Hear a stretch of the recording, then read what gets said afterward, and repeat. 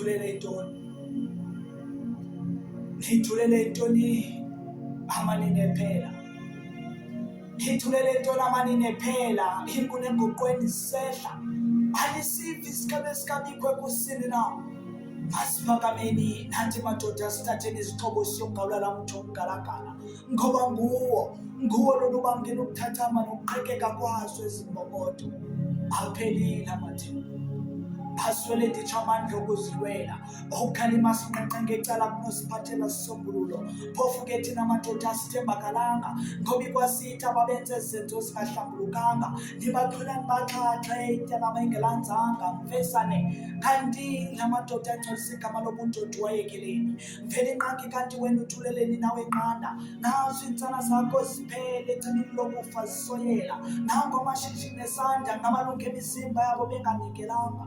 Ebethwa kumngazi uthando lubamfanekise edekweni lesibili sothando bengaqondanga. Kanti ukrelese lekhamisile ubalinde ngomonde ufuna ukubaqwenga. Kanti nithuleleni umonakalo usanda. Nahlala phansi ekubeni abenzi bobubi besadakasa. Mna ndikuvile ukukhala kwasetyhini esithi mbongi bhala mbongi qanda thina maxhoba imimoya yethu ayikhululekanga. Siyasetyenziswa ngobumnyama ngalo kwamalungu ethu aquletha amandla ngoba sinako ukusibela ngoba siswela amandla. Bhala mbongi nathi sicela ukukhululeka. Imiphefumlo yethu yohlukene nenyama ixesha loko lingafikanga. Kanti besingafanele kuphila kusini na. Kanti ngithulele ntoni amanini phela inkuni enguqweni sehla. Alisivi isikhabe sikabikho kusini na. Masiphakameni nathi madoda sithatheni izixhobo siyokhawulala mtho umgalagala ngoba nguwo lolu bangela ukuthathama nokuqhekeka kwazo ezimbokodo. Aphelile amathemba aswele nditsho amandla okuzilwela ukukhalima sinqenqe ngecala kunosiphathela sisombululo. Phofu ke thina madoda sisathemba ngawo ngoba ikwasithi ababenze izinto zingahlambulukanga. Nibaxhula nibaxhaxhe bengenatyala. Mfesane kanti la madoda engcolisa igama lethu wayekeleni. Mphela inqangi kanti wena uthuleleni. Nqanda nazo iintsana zakho ziphela ecimini lokufa zisoyela. Nango amashishini esanda ngamalungu emizimba yabo benganikelanga. Bebethwa kumngazi bosoyela esibeni sothando uthando lubamfanekisile. Kanti ukrelesile balinde ngomonde ufuna ukubaqwenga. Nithulele ntoni kusonakala? Nahlala phansi umonakalo ekuhlaleni usanda. Abanzi bobubi phandle besadakasa.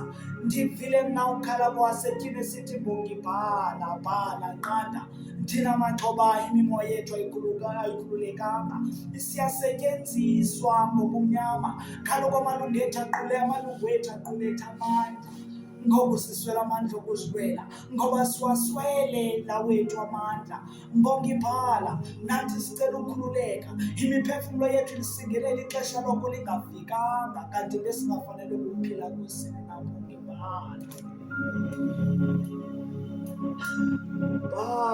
bhala mbongi nqanda mbongi. Bhala mbongi nqanda ukuchitha kweligazi limsulwa lingenatyala. Mhlawumbi mbongi esakho isikhalo siyokuvakala. Bhala mbongi nqanda thina maxhoba kwamoya sikhululekanga. Siswele nawo namandla okuzilwela. Mbongi nqanda.